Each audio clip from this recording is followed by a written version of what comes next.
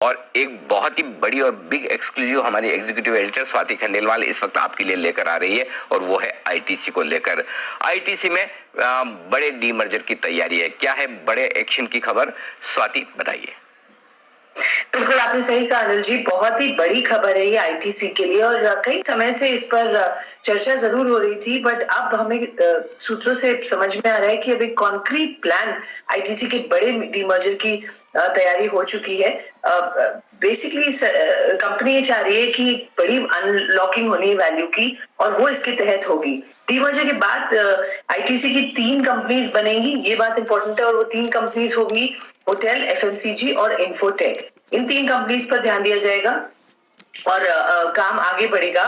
मुझे सूत्र बता रहे हैं कि अप्रैल में कंपनी की एक बोर्ड बैठक होगी जहां पर इस डीमर्जर पर विचार किया जाएगा और इस पर आगे प्रक्रिया तय की जाएगी। ऑफ कोर्स ये लॉन्ग ड्रॉन प्रोसेस होता है, इस पे बहुत समय से काम भी चल रहा था, बट अब कहीं ना कहीं ये फाइनलाइजेशन स्टेज पे आता हुआ नजर आ रहा है।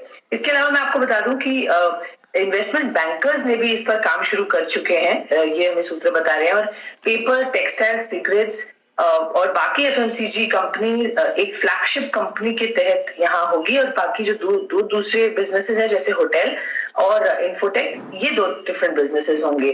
तो 3 विभागों में इसको बांटा जाएगा, उससे वैल्यू अनलॉक करी जाएगी। हमने कंपनी से बातचीत की, उनसे उनका जवाब इस पर मांगा, तो उनका ये कहना था कि फिलहाल वो डीमर्जर पर कोई टिप्पणी नहीं करेंगे, मगर जो दूसरी सेंटेंस है वो बहुत इंपॉर्टेंट है। उन्होंने कहा है कि कंपनी सभी स्टेक होल्डर्स के लिए सस्टेन्ड वैल्यू क्रिएशन करेगी।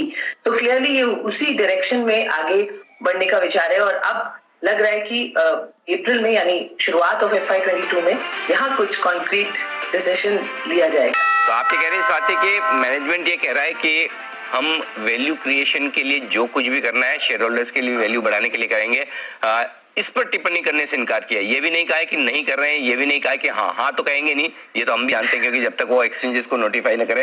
लेकिन उनका ये मानना है कि शेयर होल्डर्स की वैल्यू क्रिएशन करने के लिए जो कुछ भी करना है वो करेंगे, राइट? बिल्कुल बिल्कुल यही बात कही गई है। उन्होंने बहुत साफ शब्दों में लिखा है कि वैल्यू क्रिएशन कंपनी का आगे का डायरेक्शन रहेगा और उसके लिए वो जो चाहिए वो करेंगे। और ये आप जानते हैं कि अनलॉकिंग से बेटर वैल्यू क्रिएशन इस कंपनी की कैसे होगी, और वही डायरेक्शन में अब चूंकि समय काम काफी टाइम से था, चर्चा भी चल रही थी, बट कब होना है इसी पे सब बात हो रही थी और अब अप्रैल में आप उम्मीद कर सकते हैं यहाँ पर बोर्ड बैठक में इस पर विचार किया जाएगा। ओके, तो बड़ी खबर आती हुई दिख रही है आईटीसी की तरफ से सर, और आपने भी लगातार आईटीसी की बात भी करी है, कल भी इसके बारे में हम चर्चा कर रहे थे। कैसे देखें सर इस खबर को, डीमर्जर से किस तरह की वैल्यू क्रिएशन हो सकती है? दीप, जो स्वाति बता रही हैं और अगर वो खबर सही निकलती तो मेरे ख्याल से इस साल का सबसे बड़ा कॉर्पोरेट इवेंट होगा, क्योंकि आईटीसी वो कंपनी है जिसमें लंबे समय से इन्वेस्टर्स इन्वेस्ट करके इंतजार कर रहे हैं कि कब ये स्टॉक उन्हें रिटर्न देगा। और इस रिटर्न देने की वजह यही कि बहुत सारे बिजनेसेस आईटीसी में हैं और वो सारे बिजनेसेस एक साथ ऐसे हैं कि कुछ बिजनेसेस बहुत अच्छे हैं, कुछ कम अच्छे हैं, और उनको सबको आपको साथ में खरीदना है। और सबसे बड़ी चीज जो आईटीसी करने जा रही है, एफएमसीजी बिजनेस को अलग फ्लैगशिप कंपनी में कर देगी।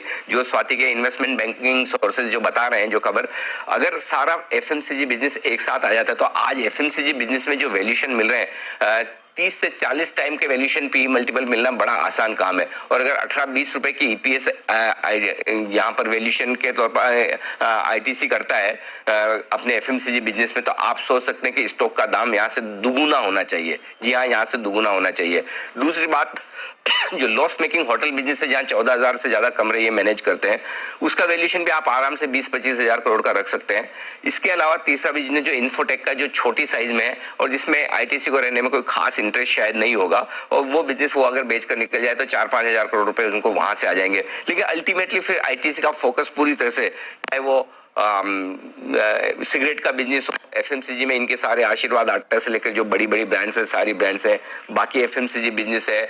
इसके अलावा टेक्सटाइल में आपको पता है विल्स ब्रांड जो है वो इनकी, वो इसे टेक्सटाइल नहीं मानकर रिटेल मानकर चले, वो उसमें जो एफएमसीजी के साथ हो सकता है।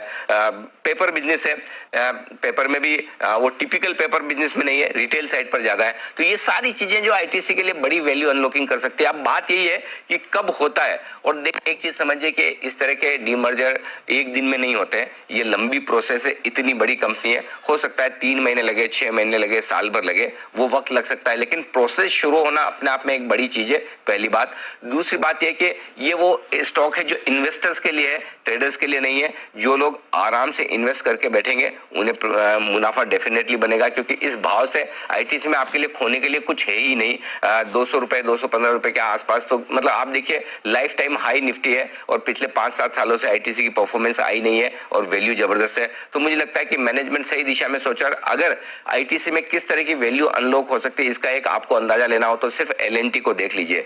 जिस तरह से एलएनटी ने अपनी एक कंपनी को सेपरेट करके लिस्ट कराया, चाहे वो एलएनटी फाइनेंस से शुरुआत करके LNT Technology Services, LNT Infotech, सारी कंपनियां देखिए एक के बाद एक एलएनटी का जबरदस्त प्रदर्शन करती हुई दिख रही है। तो मुझे लगता है आईटीसी के लिए ये एक बहुत बड़ी अचीवमेंट होगी। और दूसरी बात यह कि अगर ये खबर आगे चलते हुए सही निकलती है तो मुझे लगता है इस साल की one of the biggest corporate event हो सकती है, ये ध्यान में रखिए। जी दीप।